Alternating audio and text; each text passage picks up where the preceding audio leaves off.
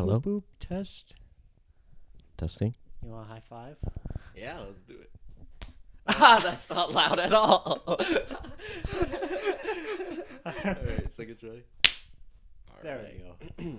We'll see that. So, today we're talking about Columbus 2017. Directed by... Here's my turn to... Oh, you've got the research. Kogonada. And, so we've refrained from talking about it for 2 days. So, let me hear your initial thoughts now. Well, I know the one thing we were talking about was how much we love movies with niche interests. So I just think that's going to become a pattern around here. We just watch a movie, and if they have some sort of niche interest, we'll just like dive all over it. Hell yeah. But I guess that spoils that I really loved the movie. I thought it was quiet, subtle, exciting. It didn't have the pace of normal movies, and it felt like the performances came together, and the direction was great, and everything the movie was saying was spectacular. So for me, it was 2 thumbs up. I also loved it. I thought it was very soft and subtle, and it's kind of funny that they had the quote in there where she was talking about her food. Exactly, yeah. Yeah, I was just gonna bring that up. That scene is so good. Yeah, she's talking about her cooking. She's like, you should have added more spice, and he's like, I kind of wanted a subtle flavor. And I like that little point into the themes of the movie, and I felt like that added a lot to the story of parenthood and all that kind of stuff. It's not as well. I think for me, it's nice to have those movies where it's loud and boisterous towards generational influences and all that kind of stuff. Yeah.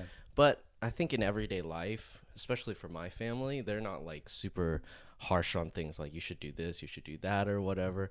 And it's a lot of me figuring out how to go about my future while considering my family and my parents, even if they're not heavy-handed in their parenting style, so I thought that was a good aspect of the film that really hit home with me. Yeah, I mean, it was not very heavy-handed as a film, but it didn't lack emotion, it didn't lack suspense or investment.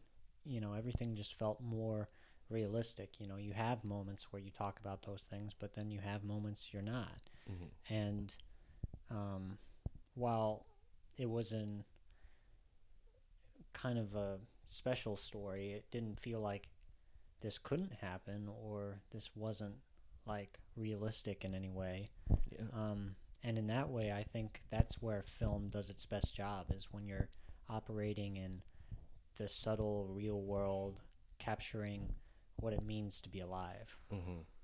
Yeah, and I'm also surprised to learn about Columbus, Iowa? No, Indiana. Indiana. Columbus, Indiana. Because I thought it would be Ohio, and it's literally not even Ohio. Yeah. No one even talks about Columbus, Ohio. Damn. Too bad for that city. But I didn't even know this was some type of architecture hub. So that was interesting to learn about. And I didn't know if it was trying to say it was... Well, this is early in the film, so it wasn't I was thinking this the whole film. But I didn't know if it was trying to appreciate the architecture of a small city somewhere unknown. But then obviously you learn that Columbus, Indiana is a hub of that type of stuff. But that makes it really interesting that they have these highly regarded buildings, and then taking those buildings and boiling them down to how, I forgot what her name, Casey maybe? Yeah, I think so. And how she interpreted those buildings was really nice of a conversation to hear. Yeah, and, I think they did a really good job with the architecture part, because it wasn't everything, but it did feel present all the time. The filmmaking was almost made in order... Well, not almost. It was made to highlight the architecture at all times, where you could look at the frame, you could look at the people, but you could also stare at the architecture and just listen to what they're saying, which I appreciated, because I don't think you know this about me, but I used to love architecture. Oh, no. When until about freshman or sophomore year at high school, it was 5 or 6 years where I was basically telling people I'm going to be an architect, and that That's was all cool. I wanted to do. What was So the it made me change? rekindle those. Um, Movies, Uh, actually. I got into film and I decided, fuck math, fuck all this stuff. yeah, it's the dirty work of being an architect. It'd be great to just design things, but then you have to like, calculate all the forces on it and stuff like Yeah, that, you have to be realistic. Yeah. What's the point of that? So, Yeah. I think that brings on my first question is obviously the story is a very well told story, but like it's a regular story that a lot of other movies have also tackled this type of um, growing up and leaving your family behind, or vice versa with John Cho's character, I hmm think his name is. Um, but yeah, so with the twist of architecture in Columbus, and with that twist, my question is, do you think it's a big enough draw that separates it, or is revolutionary for that type of story, or was it more just like a type of frosting or like sprinkles on top of that age-old story? I wouldn't call this movie revolutionary. I think I can certainly think of a couple movies with similar styles or Hmm. ideas. Yeah. Um, but I do think it added value to the conversation as far as filmmaking goes. Yeah. It had cleaner shots than most films, and I can think of films that have some part of say in that, but nobody did it quite like this movie. Hmm. Um, the way he tackled people talking, ideas being presented, a lot of a lot of the style he went with is it wasn't necessarily easy dialogue. It wasn't casual dialogue, and a lot Yeah. of times it was just people saying ideas that the director probably had in his own mind. Yeah. But I think that was good because I liked his ideas and I liked what the people were saying, and it's not a new thing for people to do that. But when the ideas are good, I think it's a good addition. Yeah, I have a similar opinion. I feel like it wasn't revolutionary. And the there was like a symbolic nature of like the architecture to to John Cho's character. I should really check these so I'm not messing it up Well, real it is John Cho's fast. Okay. character. No, Okay. yeah, it's John Cho. I don't know the name of the guy, but Yeah. Yeah. So to him, the architecture is a part of his past that he didn't like, especially connected with his dad. hmm And for the girl's character, Casey, it's a connection to her home and her mom. So, and there's this like rigidness to like structures and buildings that they kind of discuss in the film that made me think about parents. As your parent, they kind of become these people who are kind of stuck in their ways almost, and I think that reiterates it a lot during the film. I mean, no more obvious than his dad being in a coma. I mean, yeah, there's nothing more structured than that, and then the mom still struggling with her like drug addiction and that kind of stuff. I wondered a little bit about why they included that she was still struggling, but I think in my opinion, that's why that she is in this continual type, and it's up to the characters to be different or to change, yeah, and so it's yeah. In that sense, this symbolic nature of like buildings and the viewing of that, for her, she has to leave Columbus and leave all of these architectural things that she finds comfort in, and for him, it's to find this appreciation for the architecture, even though just like his dad, they're never really going to change. They're like sturdy buildings that are like. yeah. No, I like the way that they use dichotomy a lot in the movie Hmm. because you've got these two characters and they connect with each other through architecture, yes, but mostly their parents. Hmm. How their struggle with their parents is very different, but also very similar. Um, and then there's also the dichotomy of one person having to leave to achieve her character's growth and the other person having to come Yeah. to achieve the character's growth. And it's kind of funny because there's a saying, it's an old saying, it might not be entirely true, but that every story is actually a reiteration of two stories. You know where I'm going with this? I know like the one where there says there's like 36 or something like that stories, but not this one, two stories. So the two stories are, the two stories are technically the same story from two different perspectives. Okay. So technically there's only one story. Damn. But also technically there's only two stories. So the first story is a newcomer coming into a town or group that doesn't know them and having to mesh with that group. Okay. And the other story is a group that gets approached by a person. Yeah. Having to fill in the blank here. But this movie has both of the stories at the same time and uses both of their perspectives, which I don't think was lost on the director while he was making it. Yeah. I think that brings on to the second question that I was thinking about. I was reading some reviews about it and stuff like that, and one of the reviews was talking about how there seems to be this like static nature of like indie filmmakers who like to not move the camera as if it disrupts the genuineness of like a scene.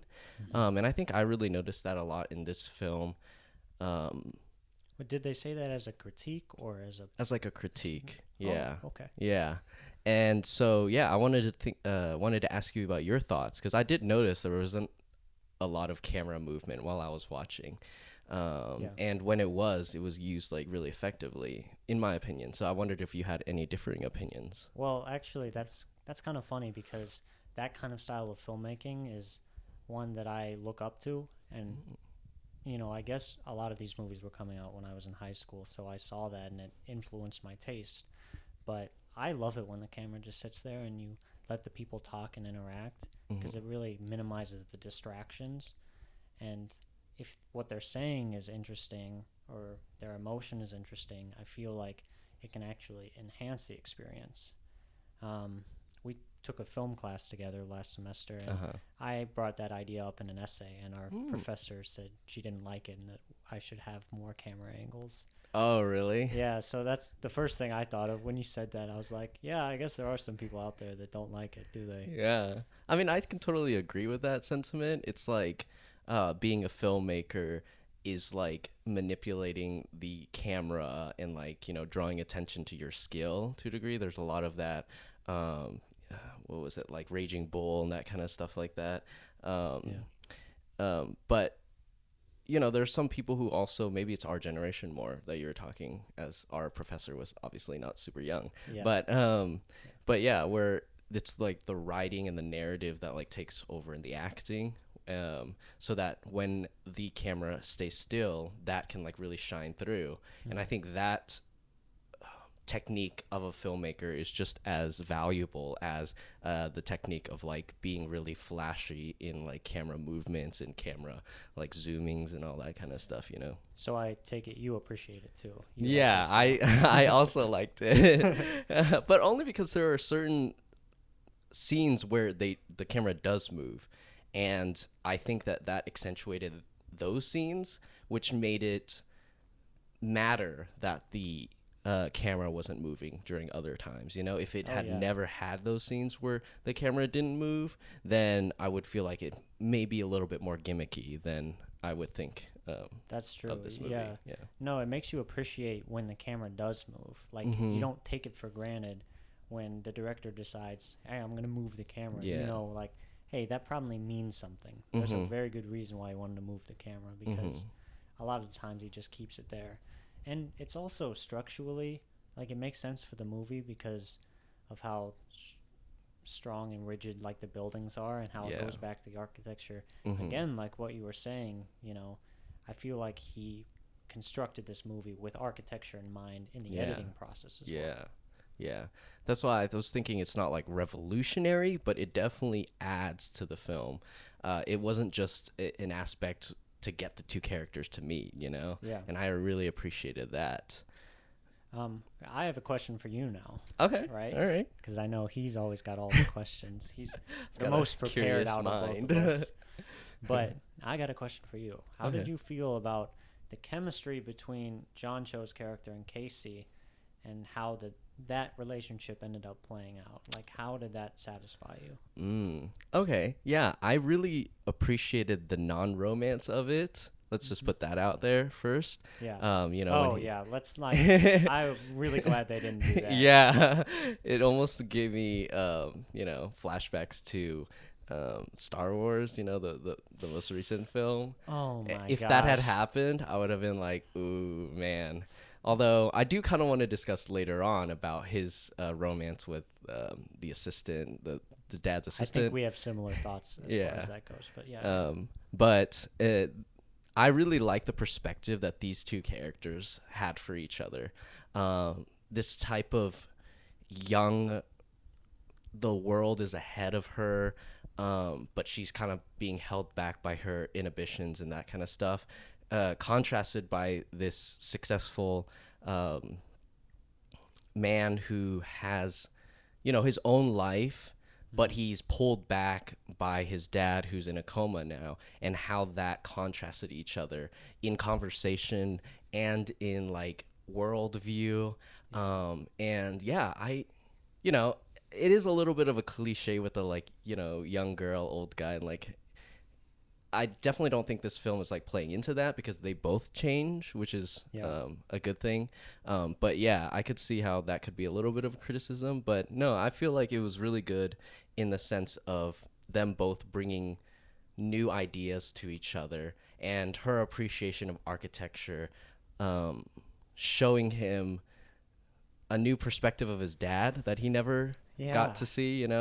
Um, yeah, so I really appreciate, and the acting was so good. I felt like Oh yeah. that went back to some of the aspect of the film camera staying still, like especially in the beginning, they would show Casey's character before you knew what she was looking at. She would just be like looking and like appreciating Hmm. things, and I really liked her performance in those things because it showed how appreciative she was and how in awe she was of the architecture. Not only to show the passion that she had, that she was stifling herself, but also like the raw emotion of like this decision that she's going through in her life. And it never really, eventually it would show the building, but it showed her first. And so Hmm. even if you're not like an architecture fan, you can emulate that appreciation through her expressions. Because if it just showed like the building and it just stared at the building for a second, if you don't appreciate architecture, you're like, oh, that's just the building. Yeah. Uh-huh. Yeah. It never does it just at the building, but like we were talking about before with the straight camera angles, those don't really work unless your actors can live up to the challenge. And I Yeah. feel like they absolutely did in this case. They Mhm. gave incredible performances, and they were really good together, which was everything for this movie because that's what it was about. Mhm. Um, and I like the dichotomy with the relationship because, John Cho's character is what 30 to 35, maybe Yeah. somewhere around that range, and it shows that he has some amount of wisdom, Mhm. but also that he's being held back by certain things as well. Yeah. So while John Cho feels like he's really like, the older, wiser kind of figure for Casey, and he is really like, I think to a degree he is the older, wiser figure, but it's never questioned whether Casey is helping him because she absolutely is yeah. as well. And her relationship with her mother is particularly impactful on what he's doing with his father because she is selfless beyond comparison. And then John Cho's character is not selfless. I Yeah, wouldn't say just a little- selfish. Maybe bitter. Yeah, bitter. His feelings are deserved, but Mhm. I wouldn't say selfless is the right word. Yeah. And I think that relationship between a parent and like what you owe them is really interesting that it dove into. Uh, Also, the both sides of it in the sense of like sometimes parents shouldn't like control your life, but she's so selfless that she feels like her mom couldn't do it without her. Whereas like on the John Cho's side, it's like, well, he was this way to me, and so what do I owe him? Yeah. So it's really interesting. What do you owe your parents, I guess, and like balancing that line between giving too much or giving too little and being embittered. And I thought that was interestingly explored. Yeah, and their character growth, they were on two opposite sides of the spectrum, and their growth brought them both closer to the middle. Mm.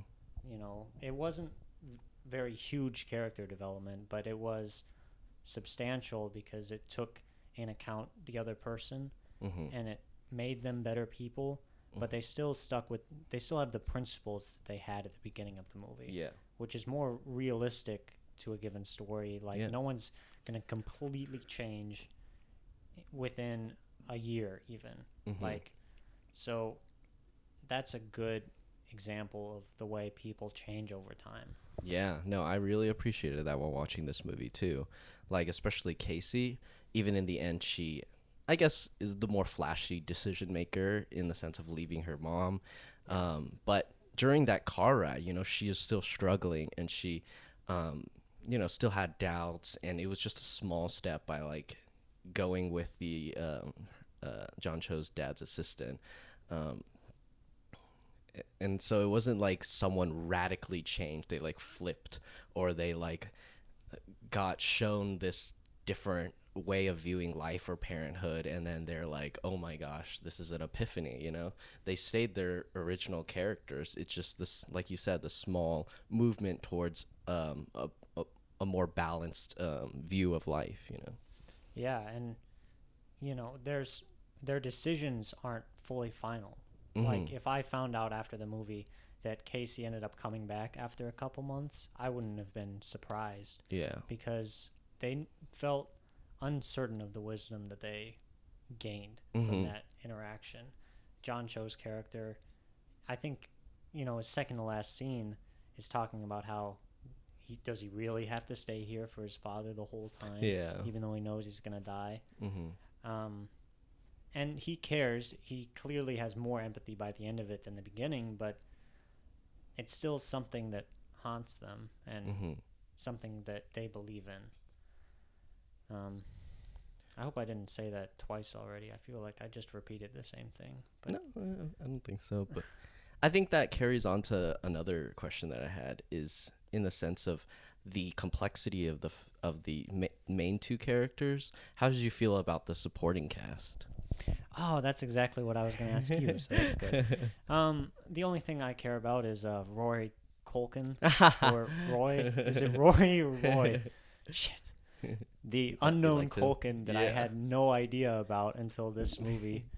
Fucking blew me away. I was so happy to see another Culkin have a good I mean, I didn't even know there was one in succession already, so. Oh my gosh. But he's so good though, right? Yeah, Kieran Culkin's so good. I don't know why this guy didn't get more roles after this movie though, because he almost stole the show in a lot of cases. I thought he'd be a bigger part of the movie, and then they kind of pushed him off to the side, which I didn't love. It's one of the things I just didn't love about this movie. But, him as an example as a supporting character. Obviously, the other ones are good too, but I think him in particular was a great performance. Yeah, I agree. I thought the performances were good. I do emulate how you feel in the sense that I thought the parents were really important to the story, but somehow the other supporting cast was a lot less important. Yeah. And so, some scenes where John Cho was with his dad's, helper assistant, I felt almost like bored, or like, that romance that they had together. Yeah. I was a little bit uninterested and uninvested in that. Oh, you were. So yeah. Maybe we do have different thoughts. Okay, yeah. Wait. Sorry, keep going. No worries. I feel like I could easily change my opinion. I just need, because it is my first time watching this movie, so I haven't been able to dive into like every aspect of a story. But if you had, we literally made the decision last week that we would only watch movies we both seen, and then the second movie none of us have seen it. Never mind. But I think this was worth it. This was definitely a great movie.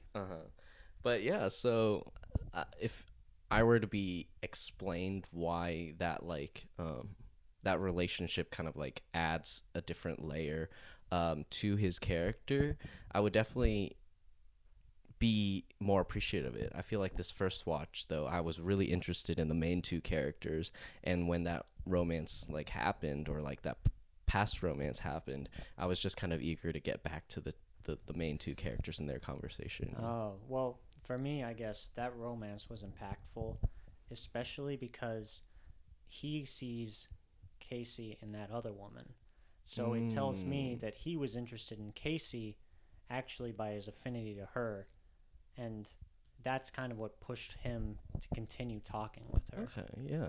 That's what I got from it. How, he, because at first I was thinking maybe the other way around, which would be a bad turn for the movie, Yeah. but they didn't go that way, and I think that goes to show like that girl, that assistant is who he was really thinking about, but she wasn't open or available to him.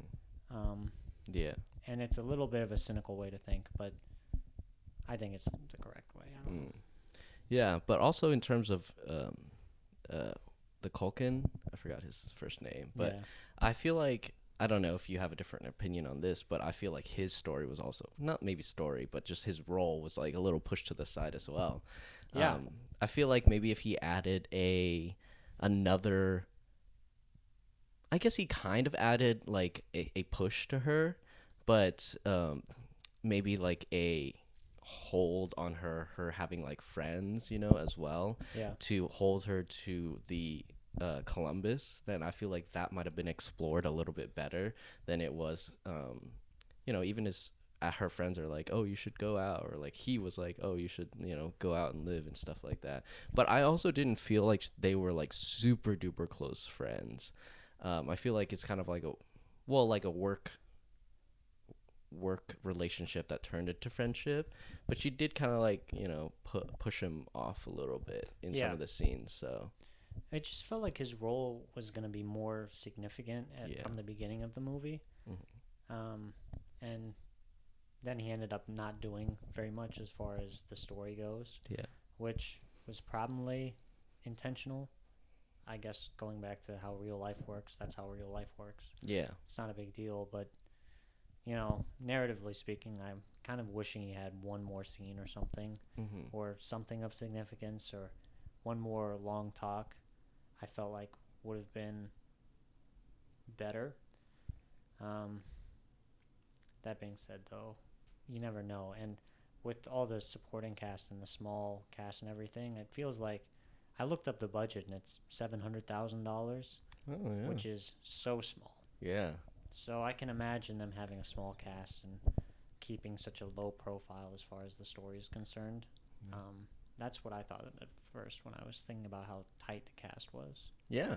I so me talking about those supporting characters, I was like, oh, you could have made it even tighter to a degree, like eliminated those characters. But That's true. I mean, you could have eliminated her work friend, but yeah. he was just so good that Yeah, the performance was good. it made me wish he was included, even though maybe narrative wise he probably could have been cut. Mhm. Yeah. But, the architecture of like the library and all that kind of stuff, those shots were so nice. Yeah. It makes me want to visit Columbus sometime. Have you ever Totally. thought about that? I thought about it during the movie. It made me want to visit Columbus and be an architect. I was like, okay, man. What were your opinions on their meet? Which one? When they're walking across the fence Yeah, like that? I feel like loved we that. touched on it a little bit when we're. We touched on it a little bit, but Mhm. I loved it. Like the way that they were walking with each other. I know you said it was like super cinematic. Yeah. But I loved it because it felt like something I would do with someone. Oh, really? Yeah. Yeah. Just like talking with a friend or something. Maybe when I was more of a kid, I guess. Mm. It felt like an activity I'd do when I was like 14 or 15. Mhm. Yeah, I mean the meeting is great. I definitely did feel like it was a little cinematic, but I don't feel like that's like a detriment. It's just my personal opinion. in the sense of like you could have that conversation without moving, and the realism of this movie kind of lends to that fact. Yeah. But the way that they started walking, it was like, oh, this would have been a really cool shot to emulate that type of camera change that happened when they started meeting. So you saw her, and then like the camera actually moved to catch him in the background, Yeah. and then now the camera's moving as they meet. It was, you know, yeah, I didn't think it was bad. It just kind of drew attention to itself, and I was like, okay, yeah. It definitely drew attention to itself, and especially the way it mimicked the how the conversation was going. Mm-hmm. How, you know, when they were standing still talking, it felt like it from the camera work. You know, they were just starting. It was a little more uncomfortable. They start walking, it gets a little more comfortable, and then it feels like it's coming to an end right when they reach the end of the fence. It's blocked out and everything. But I kind of like those accents in the movie. You know, there's got to be some sort of authorial intent sometimes. It's just in my opinion, anyway. Yeah, that's true. So did you have any negatives besides like the the inclusion of the Culkin? I really need to study up on these people's names before I start this podcast. Yeah, he's the Culkin. Everyone everyone knows. I feel like I should refer to him as both his first and last name, but Yeah. Other negatives, I guess the supporting cast other than him is goddamn. It's a mouthful. Fuck, what was I even saying? Oh, the supporting cast other than Culkin, they were okay. I mean, they were good. They were definitely good. Mm-hmm. They weren't on the level as the other three actors, I thought. And that's just kind of a minor nitpick because they didn't have as much role. It wasn't as meaty. Yeah.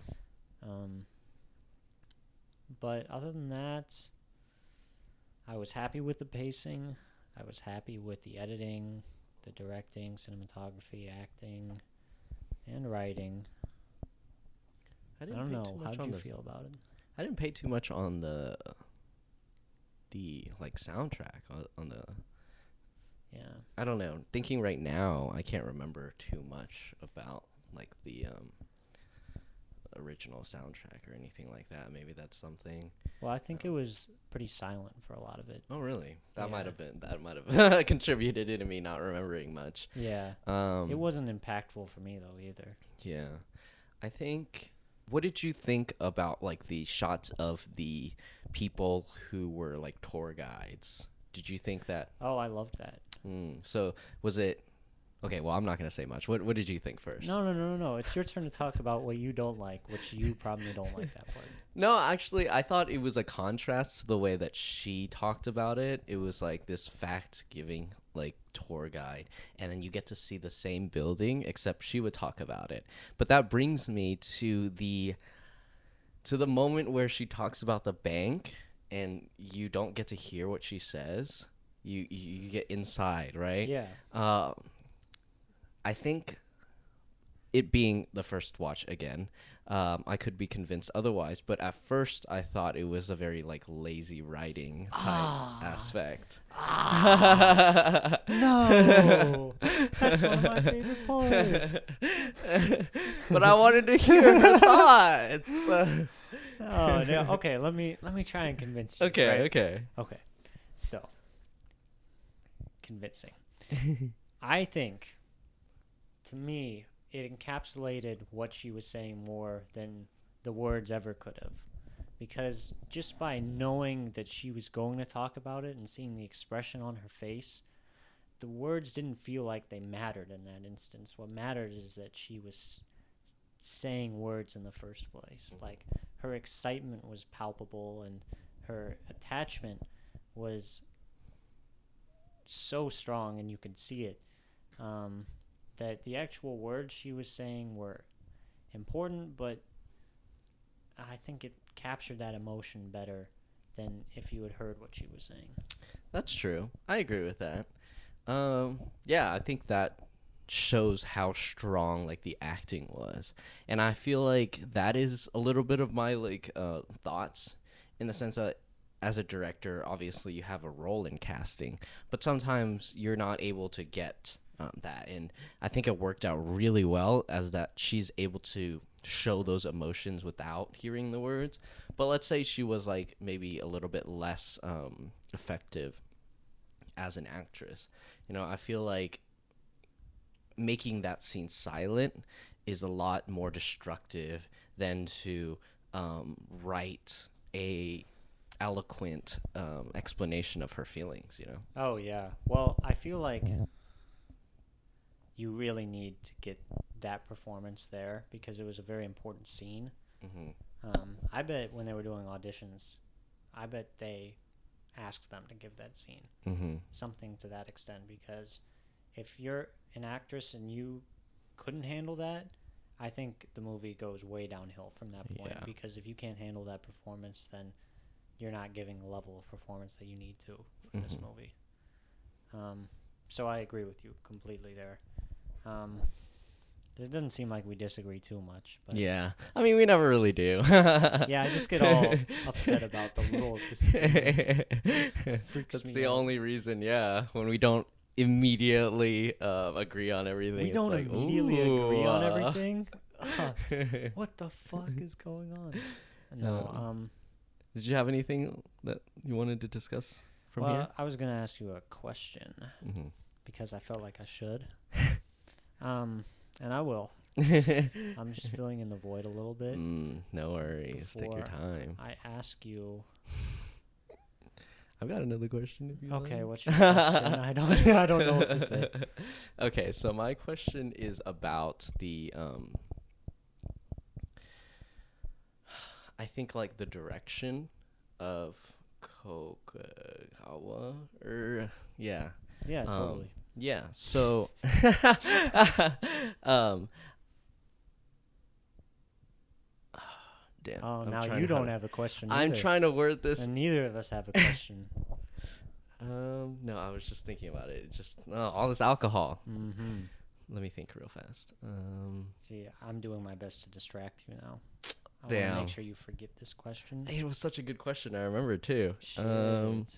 Okay, yeah. Oh, I remember now. It was the depiction of drugs in this movie. Yeah. So recently, there's been a lot of controversy. Am I saying that wrong? No, that sounds right. Yeah, with Euphoria. Mm-hmm. And like the depiction of drug usage in that movie, almost. Dude, let's just stop for a second.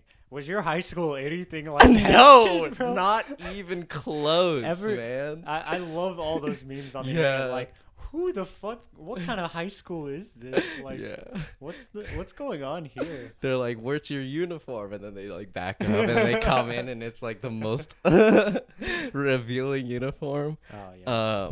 Sorry, what were you saying?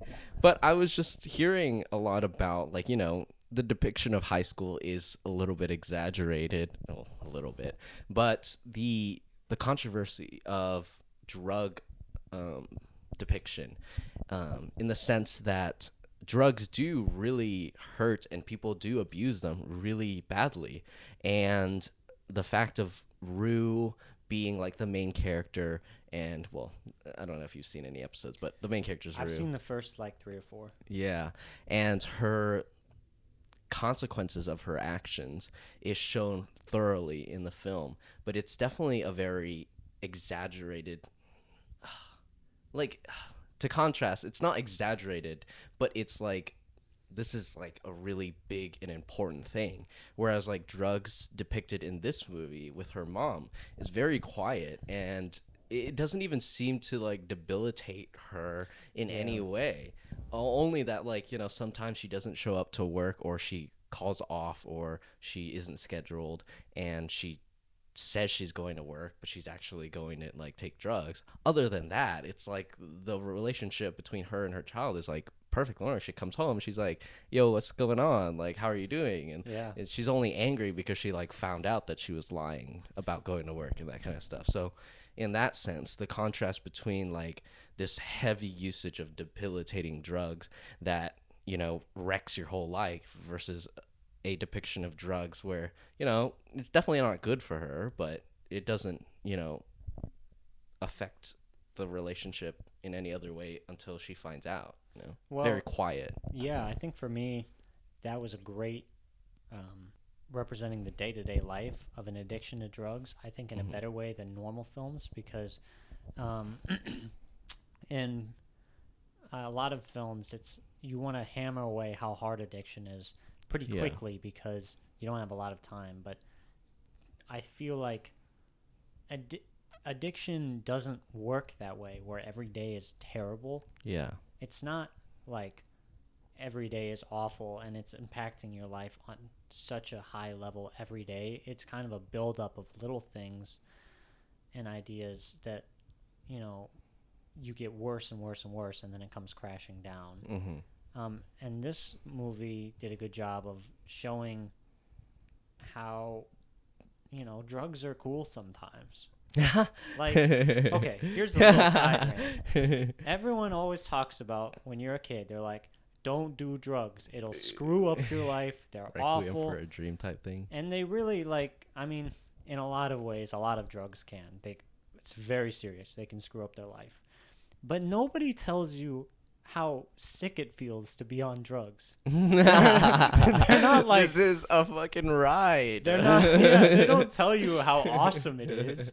Yeah. So when you first do drugs, you're like, oh, this is why people would do drugs. You know, like that's just a little side rant. But you know, it's the day-to-day life is not as bad as the sum of its parts. Yeah.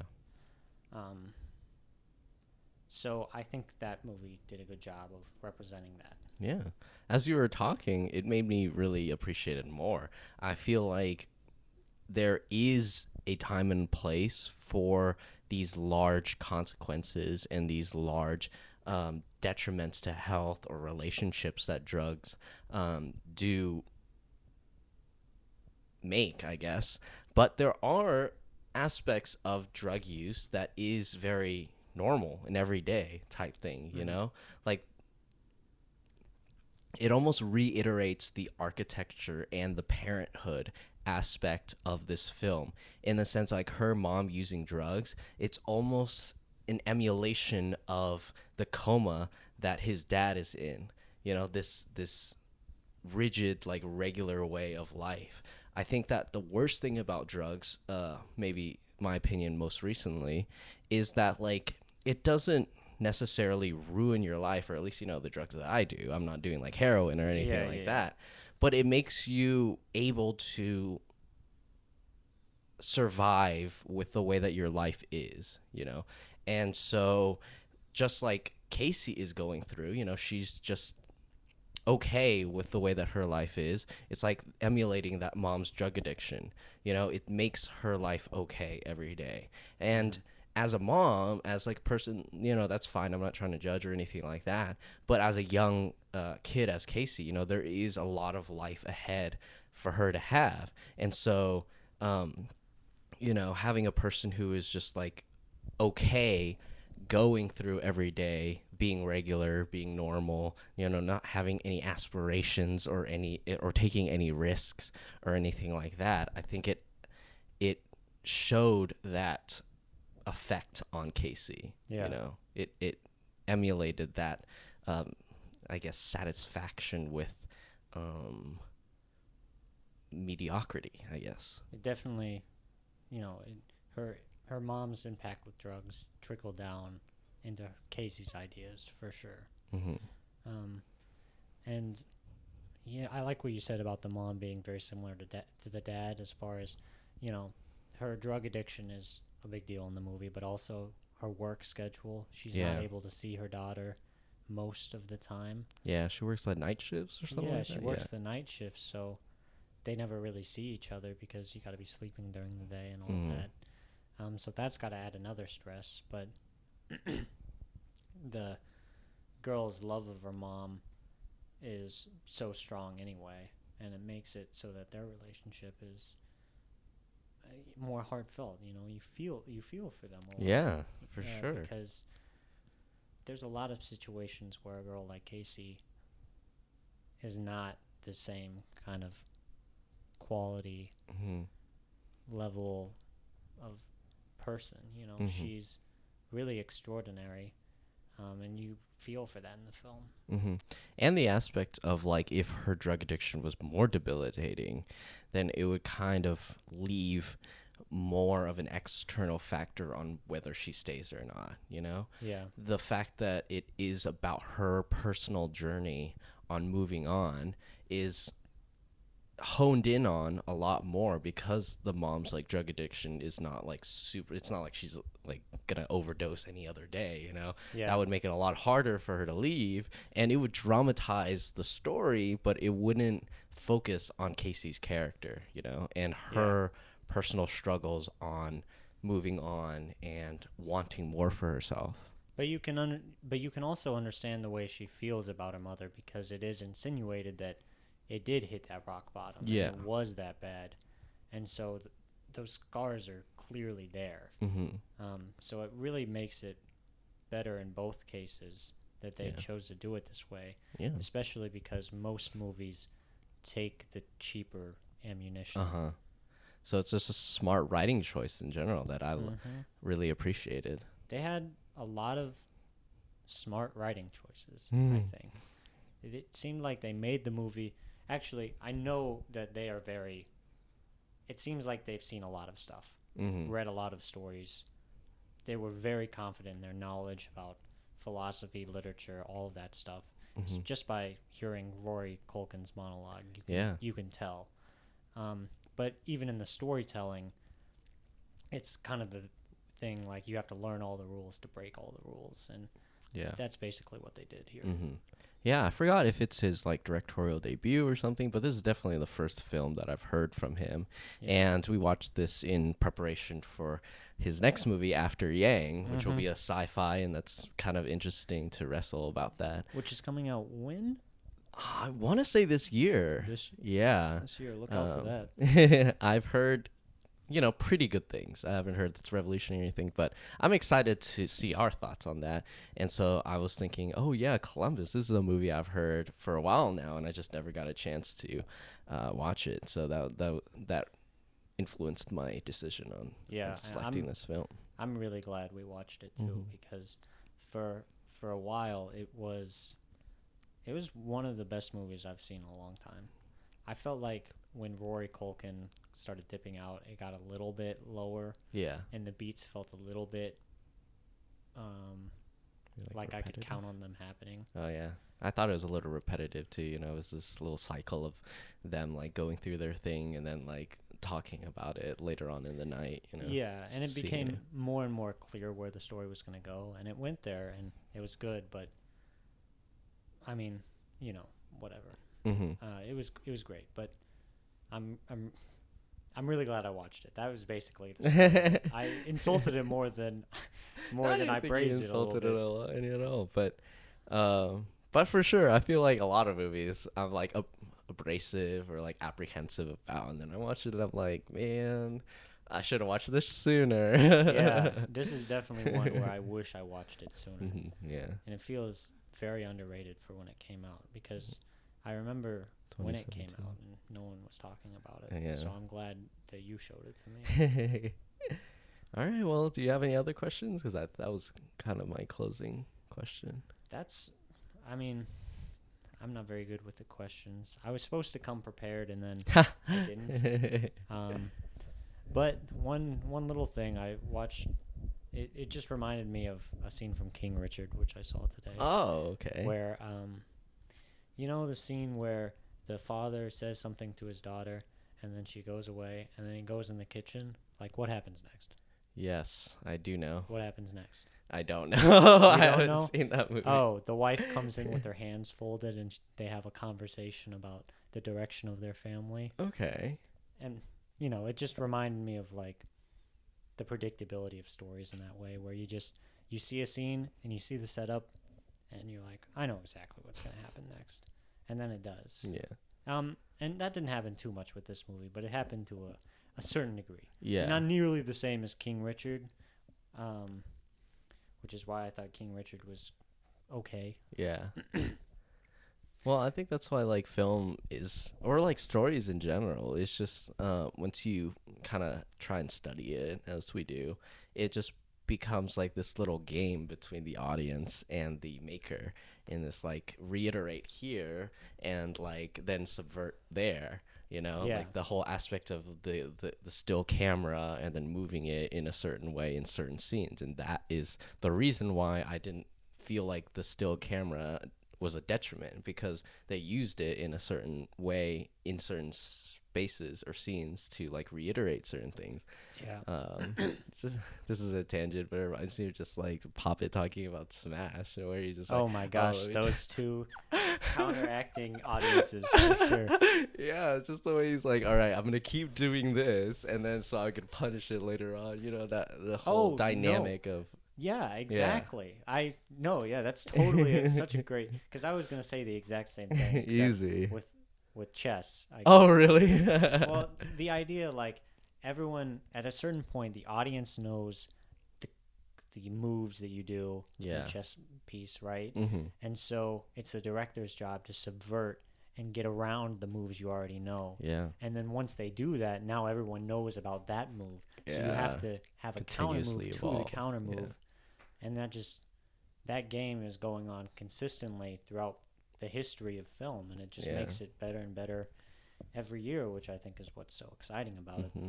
Yeah, so that's why I don't mind the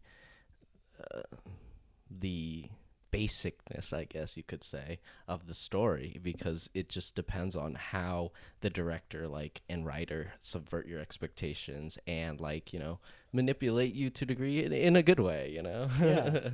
No, yeah, they have certain ideas about the filmmaking process that are interesting. And as someone who watches too many films, I always love it when filmmakers do that, because it means I don't have to go on autopilot while I'm watching a movie. Yeah.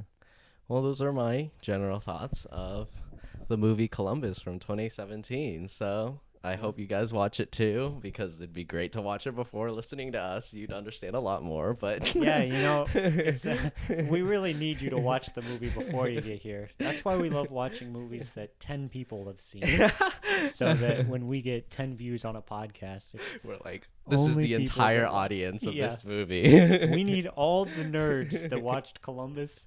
That's who we're trying to get. Only the nerds. But don't worry, we'll come up with some new, the just released films. We'll discuss those too. I think those will be just as fun. It would be interesting to talk about the social aspects of all that. King Richard episode? I'd have to watch King Richard first. Yeah, he didn't want to come with me.